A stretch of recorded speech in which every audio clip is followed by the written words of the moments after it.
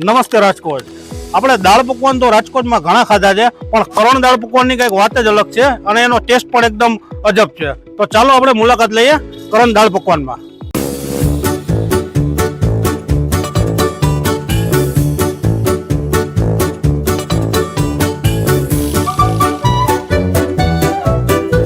કરણભાઈ એકદમ first class. આપણે તમારા વિડીયો તો ઘણા બધા જોયા છે, પણ આજે એમ થયું કે ઈચ્છા થઈ ગઈ ખાવાની કે હાલો ભાઈ કરણ દાળ પકવાનમાં તમે કઈક 6-7 જાતની આઈટમ બનાવો છો.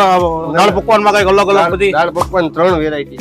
હા, 3 વેરાયટી દાળ પકવાનમાં છે. આ રેગ્યુલર દાળ પકવાન છે. બરોબર, આ રેગ્યુલર સ્ટાઇલ ના છે, ભૂકા વાળા. બરોબર, આ ભૂકા દાણા ને ડુંગળી ને બધું નાખીને જે રીતે રાજકોટમાં સર્વ થાય ને એ રેગ્યુલર નામ રાખ્યું છે.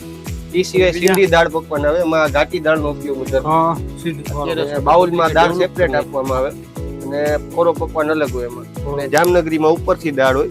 આનો ટેસ્ટ થોડોક તીખાશ ઉપર હોય. સિંધી દાળ પકવાન તો આપણે ટેસ્ટ કરીએ.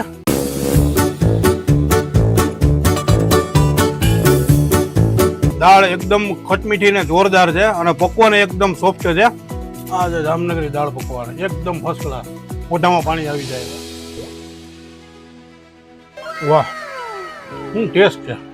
હવે વરુણભાઈ, કેટલા ટાઈમથી તમે અહીંયા દાળ પકવાનનું ચાલુ કર્યું? અહીંયા દાળ પકવાનનું ચાલુ છે ને 6-7 મહિના જેવો સમય. 6-7 મહિના થયા. બરોબર. ઓમ 1954 ની વખતથી આયલું આવે બધું, મારા ગ્રાન્ડફાધર વખત.